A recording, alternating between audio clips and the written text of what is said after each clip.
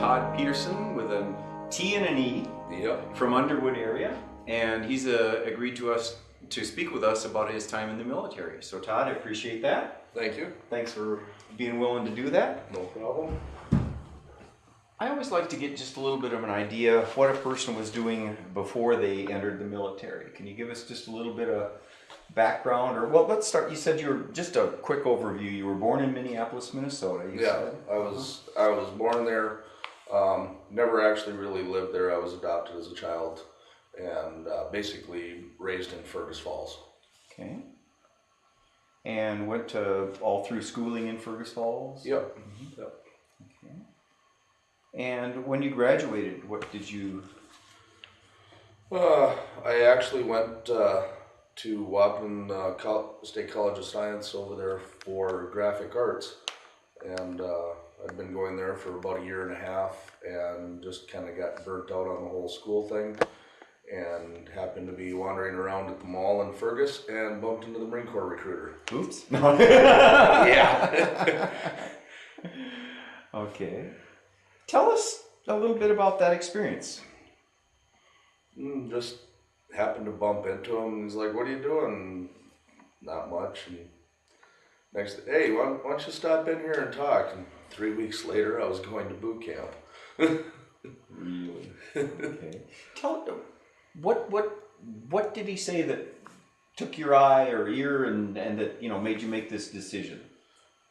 I really don't know. Okay. The big thing was just getting away from the area for a while. Like I said, I was just burnt out with school. Chance to go someplace different, see different people, do different things, and at the time it just sounded good. Mm-hmm. Okay. So. Would you say that the things that he told you were straightforward and honest, or not? I've come to believe that recruiter is another word for liar. Salesman, all of the above. So there was some truth to it as far as what you could do if you wanted to. What he said would happen within your first 4 years would probably happen within your first 10 if you were lucky and got all the right duty assignments. So in other words, you were promised to be president of the United States, and you were still in scullery. Not quite that much, but close. Yeah. Okay. All right. Now, your parents, what did they think about it when you came home and wanted to? Well, they were divorced at the time. Mom looked at me and started to cry because she had brothers that were in the service and didn't want me to go. Dad just looks, well, have fun. And that was kind of that. So there was really nothing more said about it. Okay. Because that was quite a that was a short window of time. Yep. That they even had to adjust to it and that you were going to be leaving with them. Well, I figured it was better that way. Yeah, I didn't even tell them until a couple days before.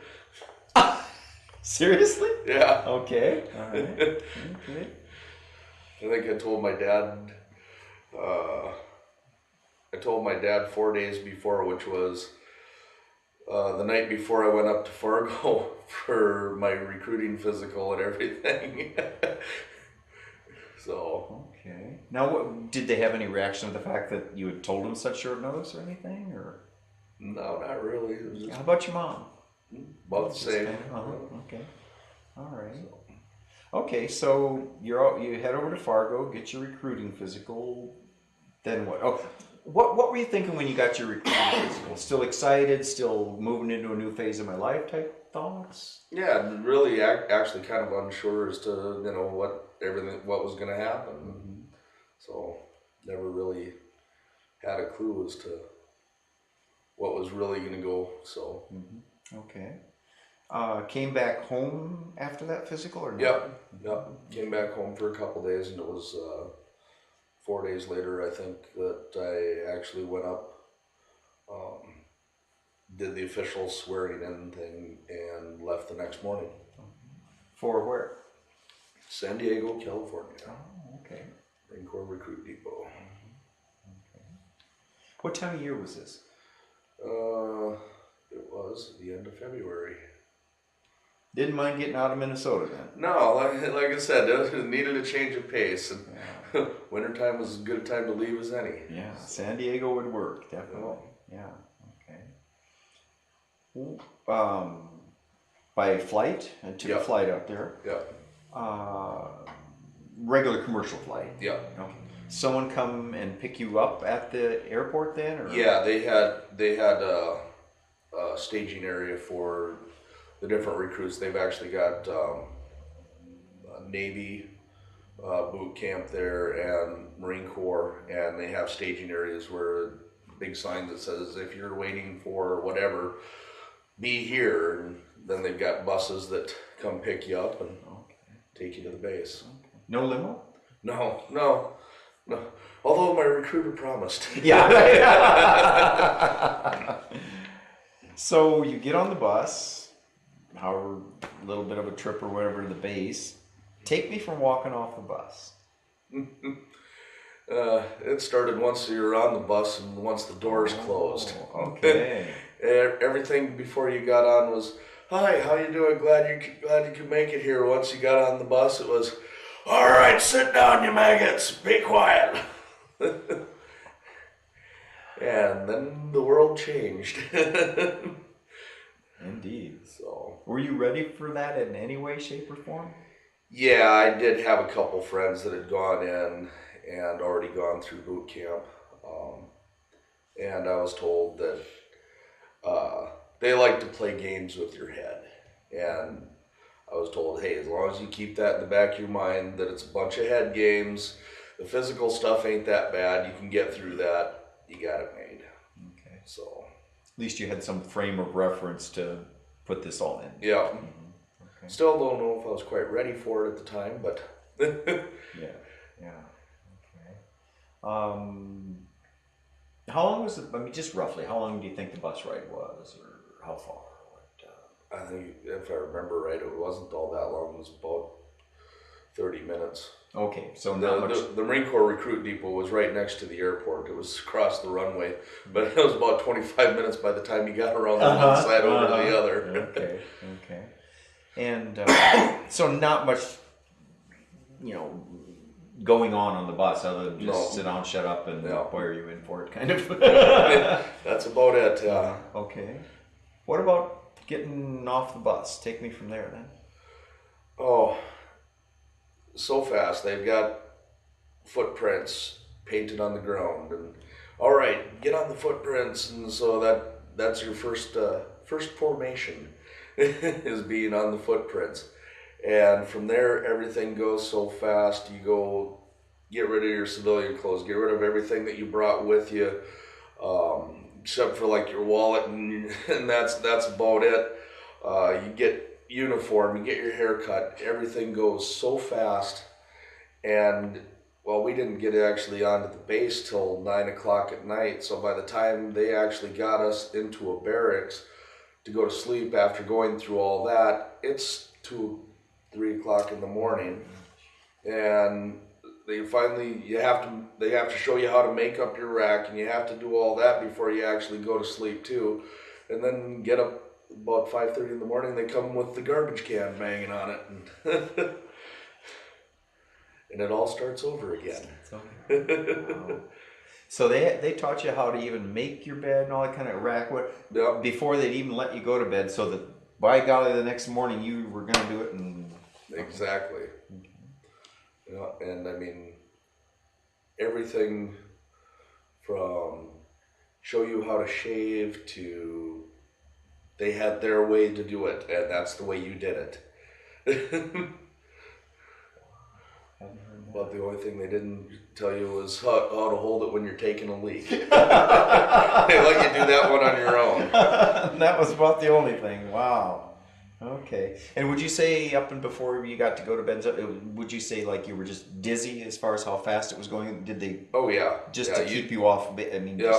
It was off balance. They're yelling at you. They've got 3 or 4 different drill instructors at any given time, pulling your attention one way then the other, and you know, you're going so fast, you don't even know up from down half the time. Okay. And in some way or another, it's very threatening atmosphere that they're conveying, right? I mean, you better do this so fast it isn't funny, or else you're going to be in trouble. Yeah, the first week isn't quite so bad.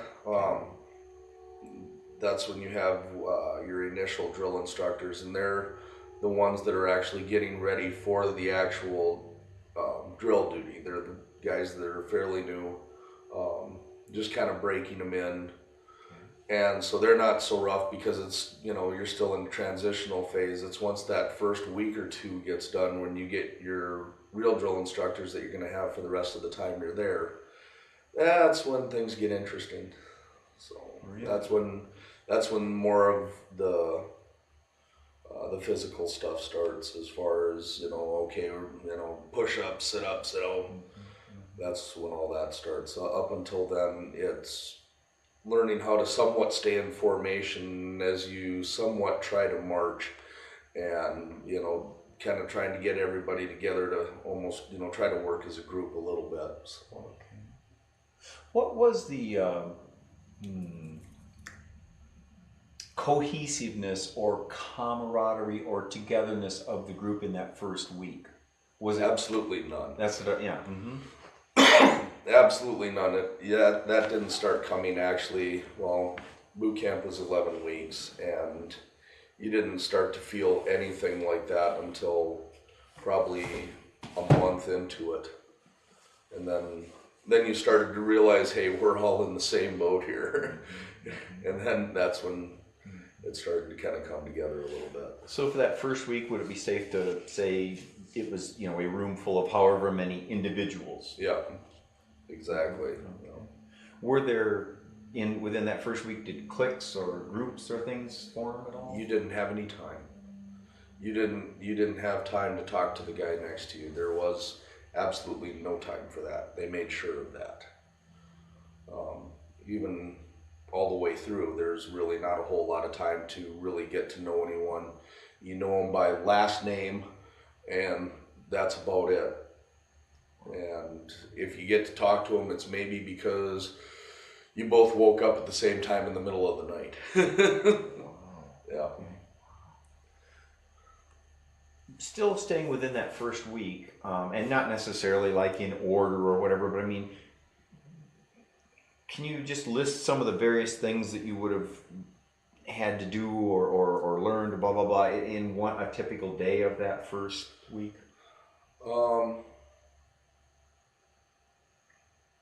Well, probably the one thing, anywhere you went, they were always trying to get you, you know, to start marching correctly, and they had a little bit of training on that.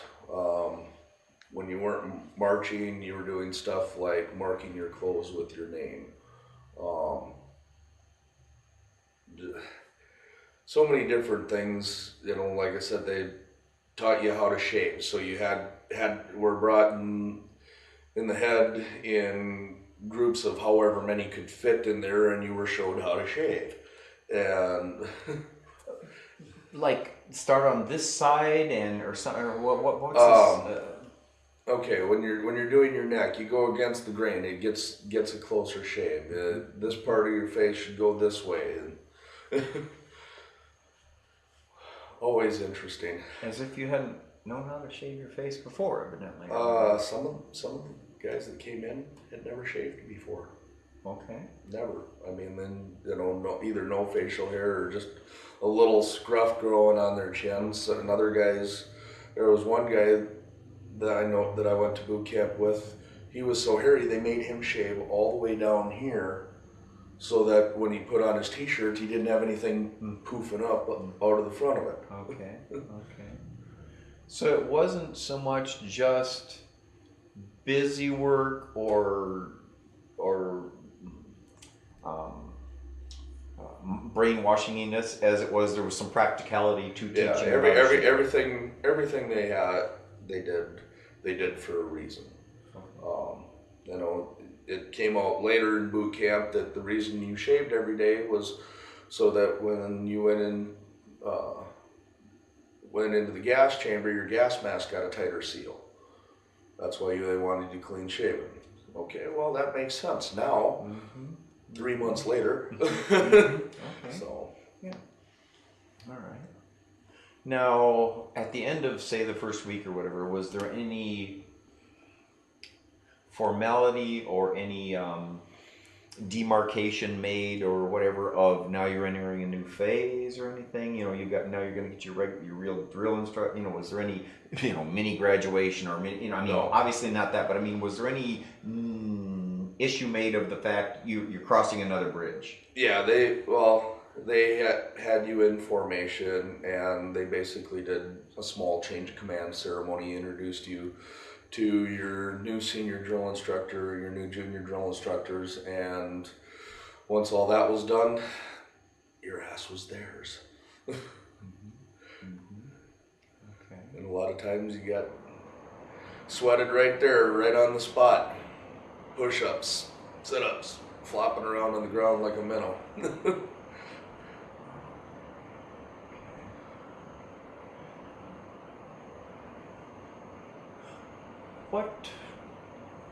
What changed after that change of command? I mean, you've alluded to the fact it became much more intense, much more.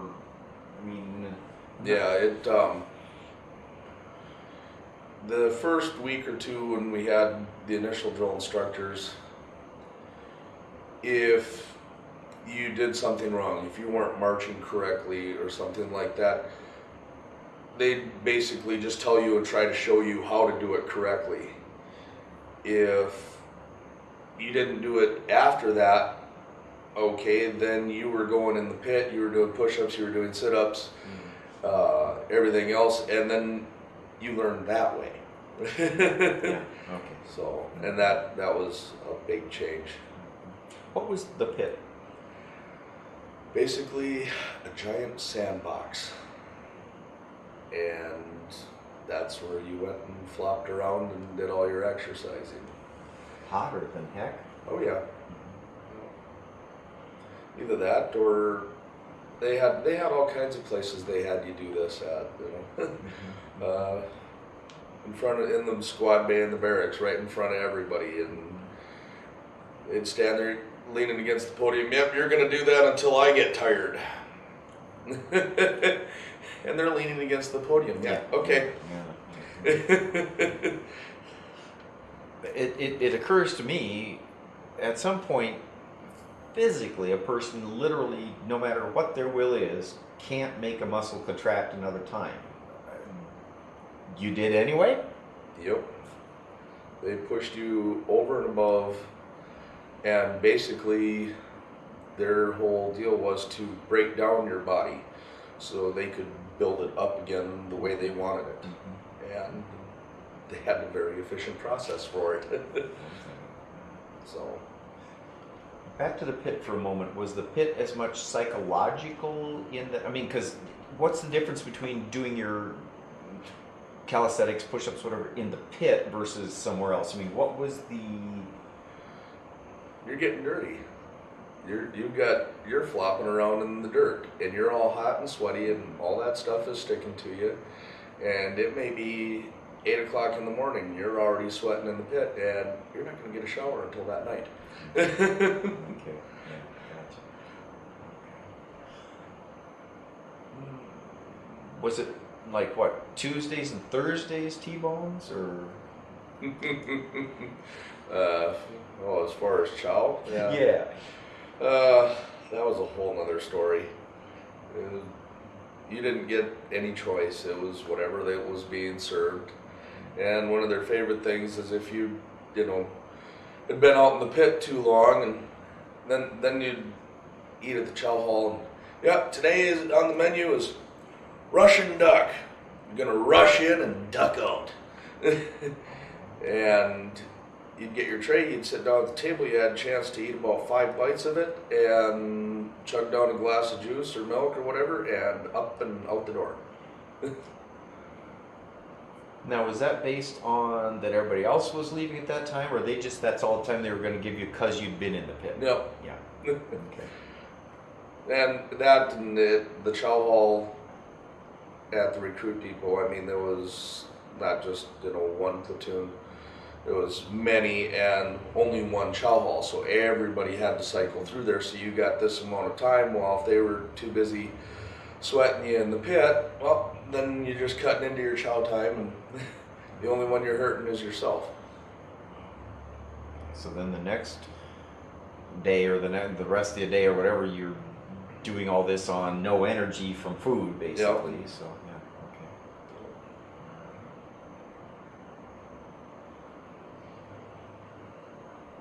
What about any communication allowed at that time back to home and stuff, or not? Letters. You were, I mean, it was Yeah. like they totally isolated you. Yeah, you could back. write letters, and well, they gave you about 2 minutes a night to write a letter. But the only time you actually had any time to yourself was after lights out. If you waited for a while and actually got up and took your notebook into the can with you or something, you actually had light, and that was about the only place you could really write a letter. If you'd gotten busted doing that, would that have been a problem?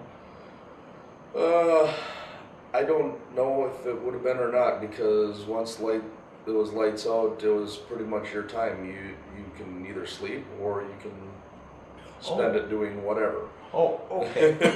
I thought maybe lights out meant you get in that bed and lay there and. Yeah, it pretty much was, but I mean, there was a little bit of leeway to it. I mean, they weren't up checking on you all the time, all night long. By the same token, you didn't want to waste your sleep time either. Exactly. So. Okay.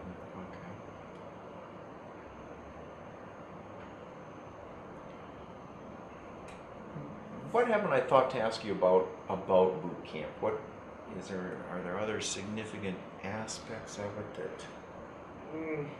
I don't know. Boot camp for everybody is. I think for everybody, it's something kind of the same and yet a little bit different for everyone. Some people have. We had a couple people in our platoon. They had problems with the mental aspect of it. They couldn't handle somebody in their face all the time, and the one guy ended up cracking. He went off the handle and ended up getting out. It was just like, I can't handle it. I ain't doing it anymore. They ended up sending him home. And some of the other guys don't handle the physical stuff real well, and every time you go on a run, they're throwing up alongside the road or whatever. Those guys, sooner or later, they usually get with the program and actually get going. It's the ones that can't handle the mental stress that usually don't make it. Let's say it's day, I don't know. Well, let's say it's day 3 for now. You're still back in the original, whatever. What's going through your mind? What the hell did I do? My thoughts exactly. Just wondered, yeah. Oh, yeah. That goes through your mind until the day you graduate boot camp. What the hell did I do? That's kind of what I thought. And it actually goes through your mind quite a few days after boot camp. You're sitting halfway around the world in the foreign country in the foxhole in the rain. What the hell did I do? Okay. Now boot. Let's see, how do I want to phrase this? Boot camp wasn't the only training you would get, right? Because then they would specifically train you for other stuff after. Boot camp's just obviously the initial getting discipline and all the basic stuff, how to work as a group, how to march, and it's basically everything in boot camp, even the marching and the rifle drill, is to build you up physically, prepare you mentally for all kinds of stress, and try to make you work as a group. Those are their 3 biggest things, what boot camp is for, and they usually do a pretty good job of it. So quite a difference from day 1 to the graduation day of boot camp. Oh yeah, definitely. Definitely. When you get done with graduation day, then all of a sudden your drill instructors are your buddies, and hey, how you doing? You know, I remember that. And, you know, they're laughing with you, but up until that time, everything's business. So. And the cohesive working together as a whatever by graduation day, was it like almost flawless?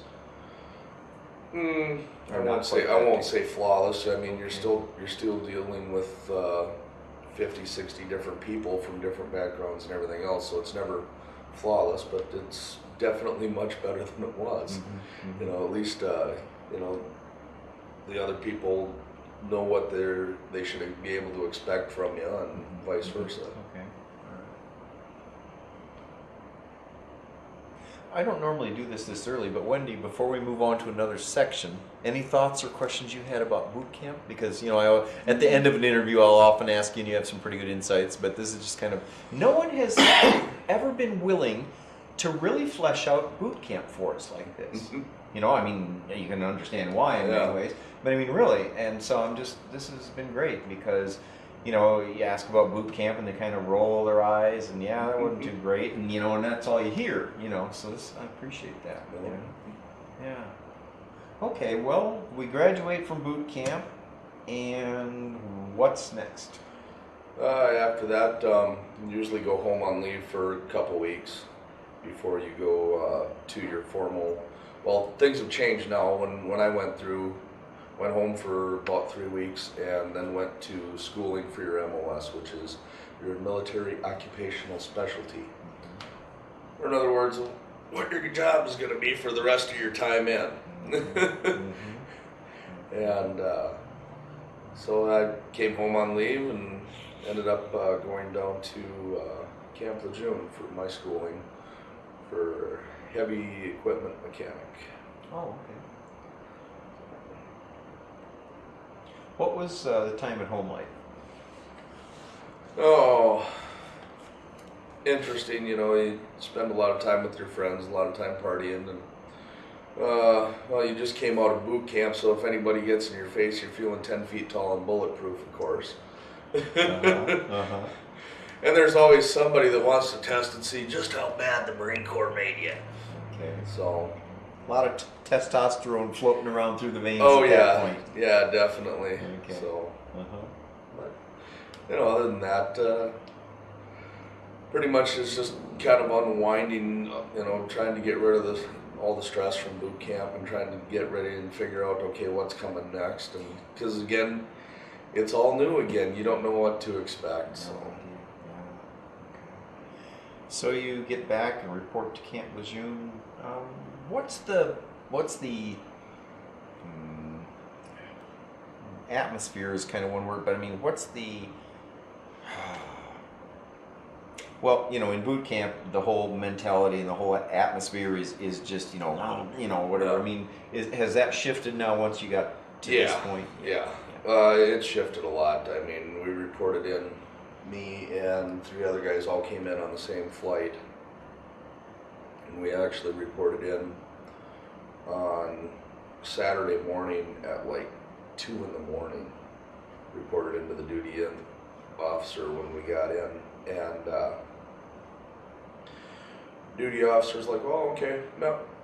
Has another guy take him over to the barracks, get him set up in a room, and get him some bedding and everything else. Show them where they can stay. Well, let's see. Why don't you? It's late. Why don't you guys just go ahead and be back over here 09 tomorrow morning, and I'll fill you in on where you need to be Monday morning. Okay, so much more reasonable, easygoing, almost like human. I mean, much more. Yeah. Okay. So, then went and basically the next day, you know, Sunday it was ours. So we went and reported back, and you know, like, okay, well, he goes, the chow hall's down over here. Here's a brief overview of where everything's at. Just Monday morning, you might want to. We have formation out in front of the barracks at 7:30. He goes, you might want to be out there, by about 7. Find your unit. Find out. Talk to the barracks NCO. Find out which group you need to be with, and they'll get you pointed in the right direction. Okay. So. Okay. So a workable and accommodating to a degree atmosphere. Yeah. Okay. Much better than. Okay. Was that a pretty big relief? Yeah, it was a big relief. So. Yeah. Okay. What happens when from formation Monday morning you find your place and stuff like that? Yeah. Basically, after formation on Monday, you found out who was going to be in charge of you for your whole time during school. Got a quick breakdown of the chain of command, who your officer in charge was, who the staff sergeant in charge of your platoon was. And then basically you were taken away in a group, which was going to be your class for the rest of the time you were in school. And you were shown where your classroom was, and like I said, just real casual after that. If they wanted you to be someplace, they're like, okay, well, why don't you guys march down this building over here? You'll see every building is marked with a number and everything. March down over here, you go down here, you'll see this building, just stop there, go on inside, and grab a seat. Now, did you, anytime you moved around on the grounds, you were to march everywhere though, or not? Not necessarily. They wanted you, if you were marching in a group, like your entire class was going, they wanted you to march. If you were just going like to chow or something like that, it was just a couple of you walking together, it didn't make any difference. And when you reported to this new class or whatever, were all of those people just starting also? Or had that class been going on and you were just being added in? No, that class, the different classes, everybody that was with me started right at the same time as me. Okay. There was a couple of them that had maybe been there a day or two longer because their plane came in earlier or something like that. But yeah, this class all started together. So. And then would you say that the class itself was pretty straightforward mechanics class? Actually, being from the background I had working on cars and stuff before I went in, I thought it was extremely basic. But there was a lot of people that didn't come from that background that, they were like, what in the world? No, why is this? And you're like, come on, man, figure that out. Don't you know? Yeah, okay. So there was a lot of different people from all kinds of different backgrounds, and there were people that knew a lot more than I did, and people that couldn't tell you what a spark plug was. So. And the whole emphasis of it was learning mechanics, though. I mean, there wasn't other buried messages or intents or discipline or blah, blah, blah. It was just, you're here to learn how an engine works and how we repair it and yada. Yeah. Okay. And basically, we learned a little bit about the basics of the engine. Our biggest thing for our level of mechanics would have been oil changes, changing tires, general maintenance kind of things. At the most, removing major components, you'd pull the engine out, and then the engine would go someplace else, and somebody else at a higher level would rebuild it. Okay. So. Yeah. Okay.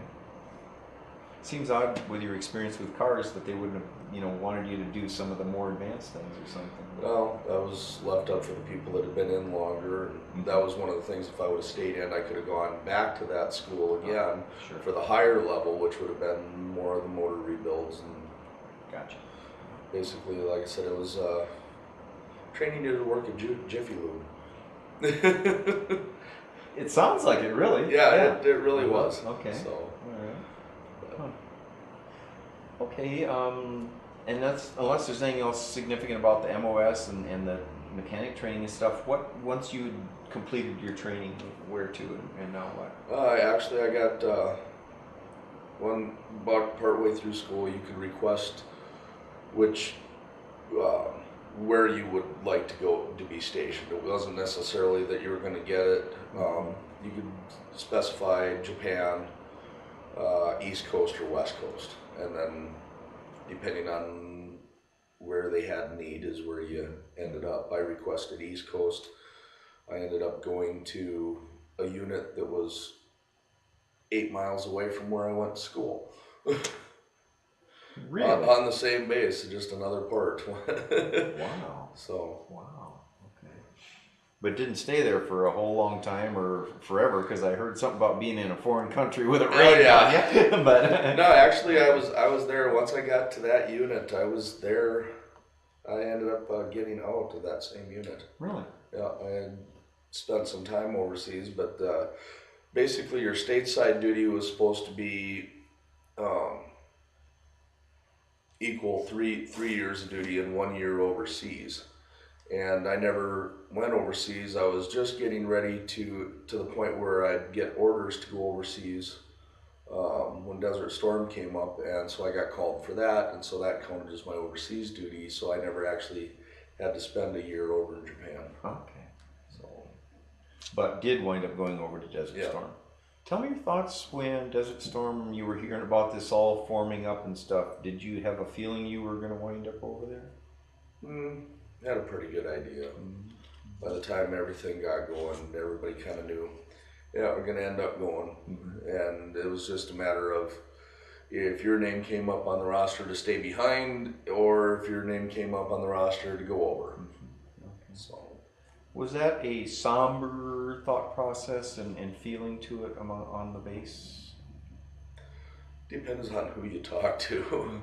A lot of the guys that were married and stuff like that, they had families. They didn't want to go over. They didn't want to leave their families behind. Most of the guys like me that were single and in the barracks, let's go over, let's kill us a few. We didn't care. I mean, that's actually what we were trained for. We're Marines. We're trained to kill. Let's go. Okay. So. How long between finding out you were going before you actually were on your way, do you think?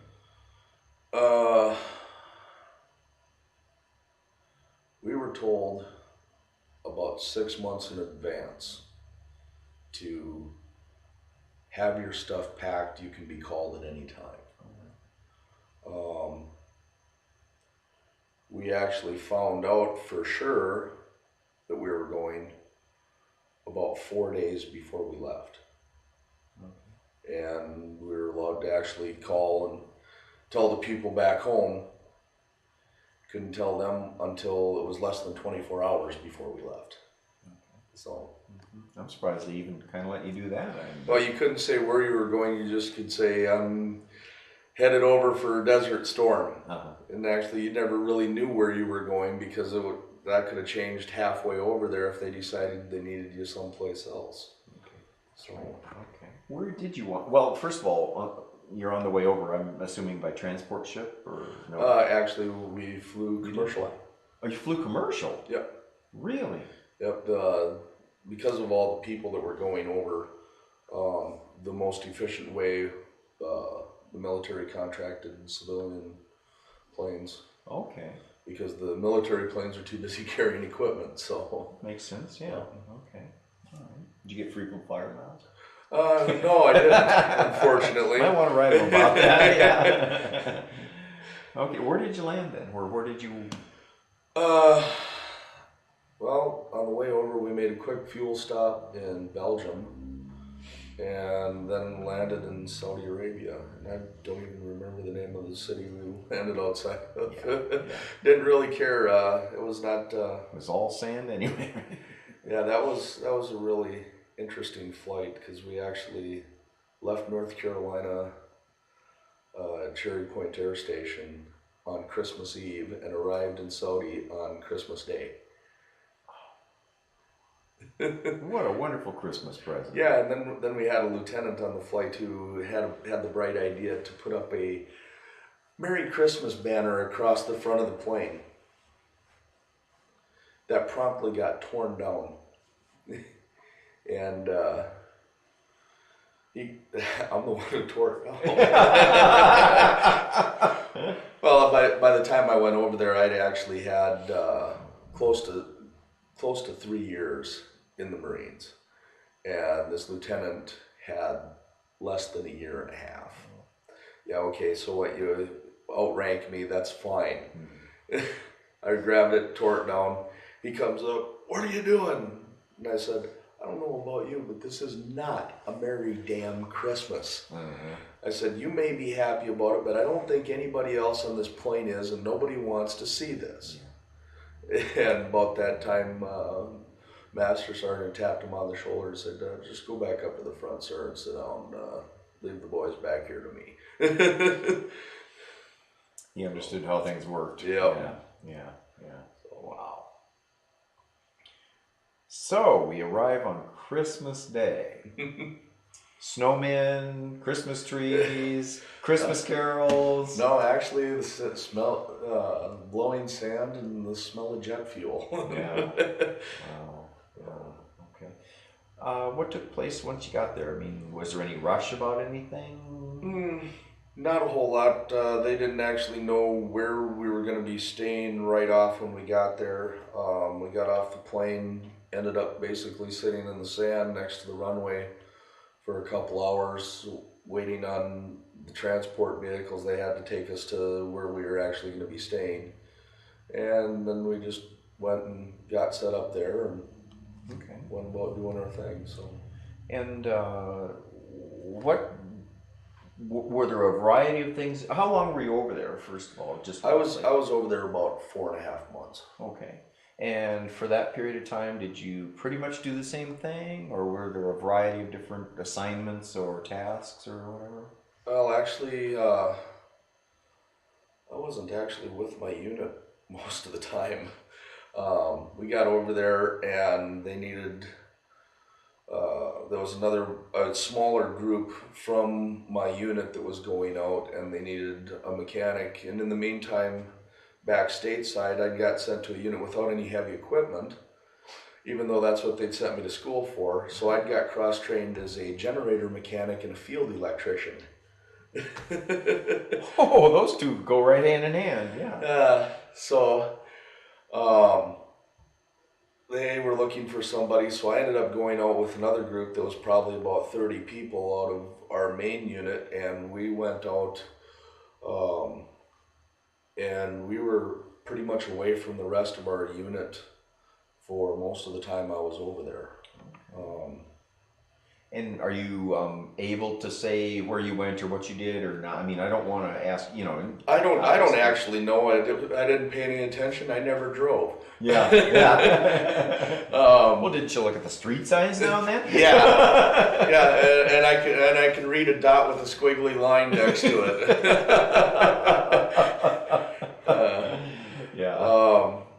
Now about 2 weeks after being over there, I got assigned to this other unit, and basically I went to formation with them.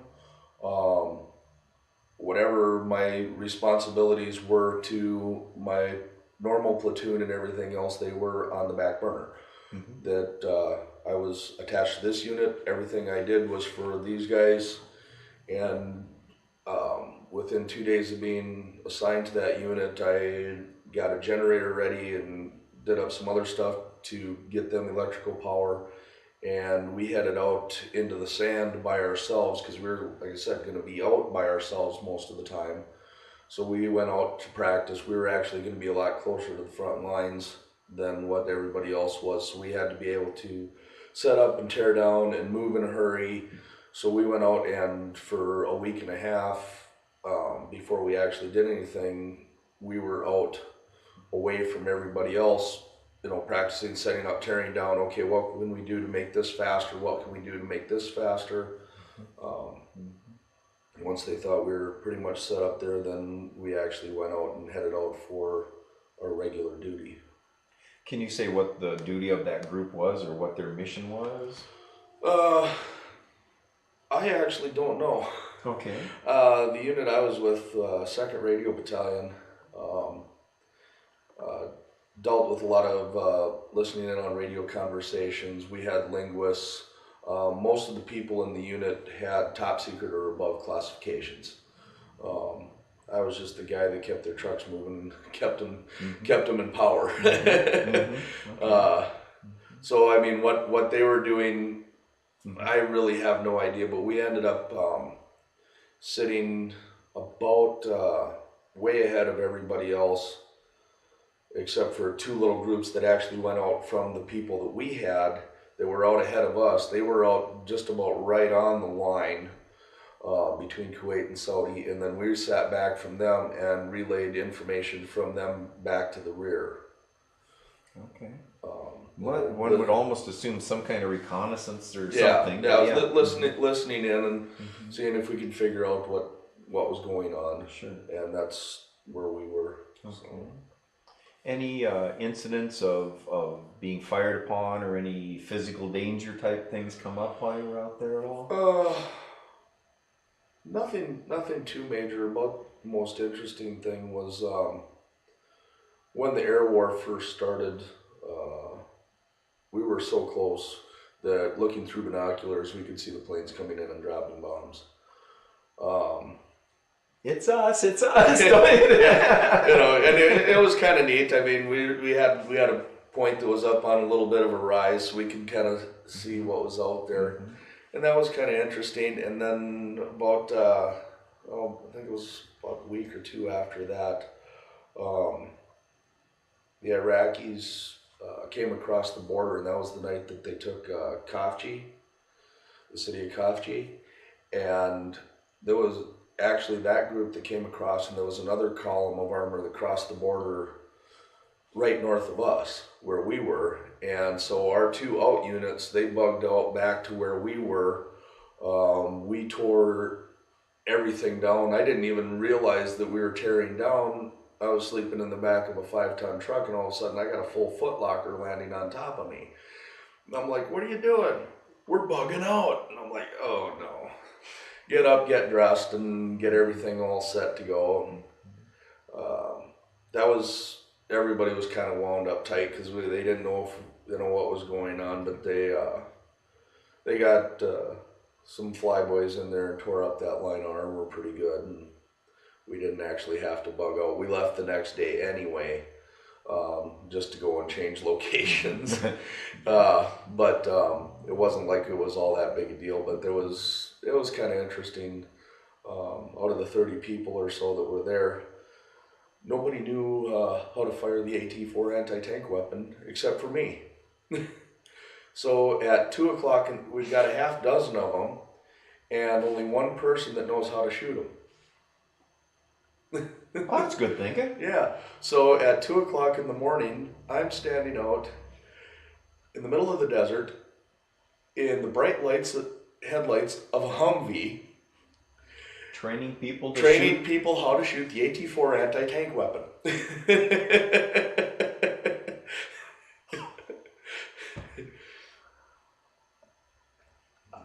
I don't know what to say. Oh yeah, it was fun, and all that night just to make sure it was actually kind of cold that night over there in the desert. So be it as I didn't have a sleeping bag, that was all packed up now. And like I said, all the vehicles were running. We didn't know if we were going to have to bug out at a moment's notice. So I grabbed AT-4 and my M16 and crawled up on top of the hood of a Humvee. Went to sleep up there because it was warm from the heat coming off the motor. So. Wow. Yeah. Interesting. Yeah. Well, and like you say, you didn't have to bug out. Nothing really, so to speak, came of it, but certainly could have. Oh yeah. You know, so yeah. Yeah. Wow. So it was interesting and kind of a little. Nobody really knew what to expect. You know, it was like, okay, are they coming or what? You know. And, how could you? I mean, yeah. Mm-hmm. And all of a sudden, we've got jets and helicopters flying over in the middle of the night. And, which ones are they? Was that the thought or no? No, we knew they were ours. Okay. But they're coming over, and you could, like I said, you know, we can see them tearing stuff up, and it wasn't all that far away from us. And we're like, So. Wow. Yeah. Okay. That was actually before we even crossed into Kuwait, so. You eventually did wind up going into Kuwait then. Yep. Mm-hmm. Yeah, we ended up, after that, we changed positions. We were out there for about another 2 weeks. And then they pulled us into the back for about 3 days. We actually, it was the first time in a month and a half that we'd actually got a shower. Other than a washcloth with a canteen. Yeah. And so we got a shower, or at least some people did. I never did. I was too busy getting vehicles fueled up and fixing stuff, and by the time it was all said and done, it's like, well, we're getting ready to go. I'm like, I didn't even get a shower yet. Well, too late.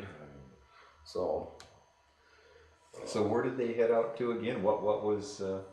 Well, then we ended up getting attached to a little bit larger unit,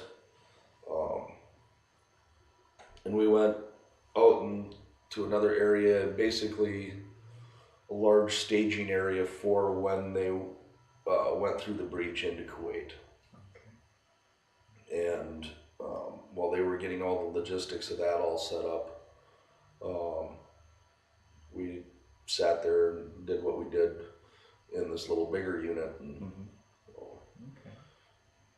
till the word came, all right, fire them up, line them up. Get them up, move them out. Yeah. Mm-hmm. So. And when you did actually go on through, was there any significant eventness to it or anything, or was it by that time more? By that time we'd already been up. Well, we were told we were expected to go through one morning, and that kept getting put off and kept getting put off and kept getting put off. And so by the time we actually did leave, which was almost 24 hours later, we'd already been up for yeah, all day plus. And so there was really not a whole lot of eventful things going through there. It was going through the holes they'd made in the berms. It was just like you saw on the TV for the last war. It was pretty much the same thing. And in fact, my mom called and said, "Are you watching it when it happened this last time?" And I said, "Yeah, it kind of looks familiar. Been there, done that." Don't want to be there again. So, yeah. But the only interesting thing there was once we had actually gotten through into Kuwait, we're getting ready to drive through a couple minefields, and I'm lucky. I'm sitting in the back seat of a Hummer, and next to me is the doc. So I figure either I'm in good shape or I'm doomed. Wow. But I'm sitting back. I got the Walkman on and listening to tunes, kind of dozing off. I mean, I've been up for 36 hours, and he's nudging me. Hey, we're getting ready to drive through the minefield. Fine. I'd rather not know that. Let me say. Fine, if we blow up, wake me up. He goes, "Don't you care?" I'm like, if we blow up, I'm not going to know it anyway. So. Wow. Non-eventful, thankfully. No, not too much. And we ended up having to stop our column going through. Ran into some resistance up ahead of us. I mean, we were stretched out for miles. We were about halfway back. So the front people had run into some resistance. They called in some air support, so we had to wait a couple hours for them to get everything cleared ahead of us so we could progress. And once it was all said and done, we were camped a mile outside of Kuwait City. Wow. Wow. Yeah. Do you keep in touch with anybody or no? When you were out of there, you were out of there, huh? Yeah, there's a couple guys that I will always have ties to, but it's not like we keep in contact. It was me and two other guys. Our CO gave us the nickname of the Three Amigos. So I grew up a tattoo, and when the three of us got back stateside, all three of us went and got the same tattoo. Did you really? Yeah. That's kind of cool. Yeah, so we've got something to tie us together no matter what. But like I said, I haven't talked to him since I got out. Mm-hmm. So. Mm-hmm. Okay. Any interesting things I haven't thought to ask you about or anything? I don't know. There's so much over there. There's the daylight darkness. We actually got to go into Kuwait City and up into Death Alley where they had all the vehicles blocked in outside of Kuwait City after the day after the ceasefire was declared. So much different stuff. Was there a lot of carnage visible there, you mean, from that, or? Some, yeah. Like I said, so many different things. The daylight darkness, that was from the smoke from the oil well fires. You'd wake up in the morning and the sun would be coming in under the clouds. The farther the sun got up in the sky, the darker it got. And at 12 noon, it was just as dark as it was at midnight. And the way the heat was off the desert, the smoke actually settled down to the sand during the day, and then it would lift at night. So just above, so you could actually see better at night than you could during the day. You could have people 10, 15 feet away from you, be listening to their conversation at 12 noon and not see them. I never realized it was that intense. Yep. Wasn't the reek of it awful? You were in it 24 hours a day, 7 days a week. You never even noticed. Oh. You got a little bit of sunlight in the morning and a little bit in the evening, and that was all you had. And that was for until the wind changed. That was about a week and a half we had that. So,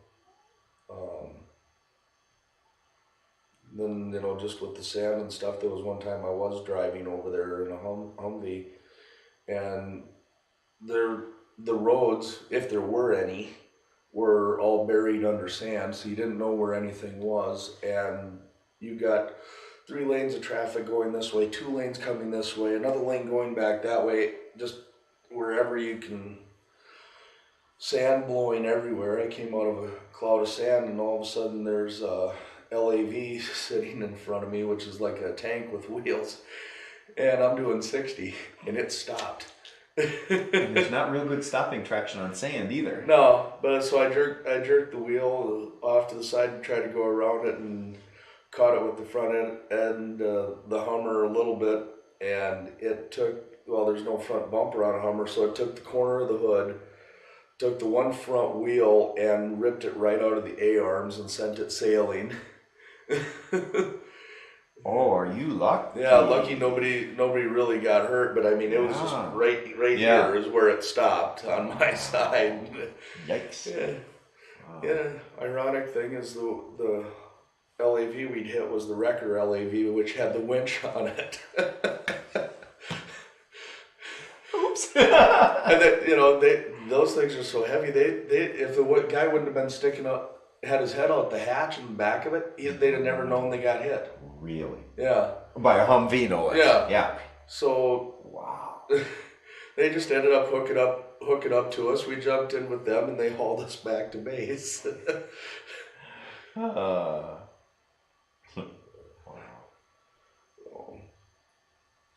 That was one of the more fun times. Yeah.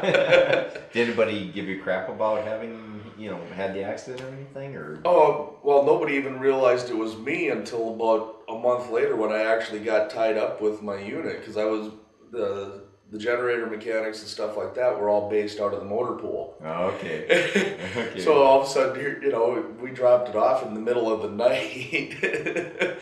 I wonder why. Yeah, well, it had our numbers. We still had to get back out to where we were. Gotcha. So we dropped it off and hauled butt. And, about a month later, we were wondering who dropped that off. What you hit? You don't want to know. Well, Todd, thank you very much. This has been very informative. It really has. We haven't gotten to interview that many people from Desert Storm at all anyway, and then on top of it, like I said, I really appreciate your fleshing out the boot camp like that for us. Yeah. That's great. So, thank you very much. Not a problem. Thanks for your service to your country, too. No problem.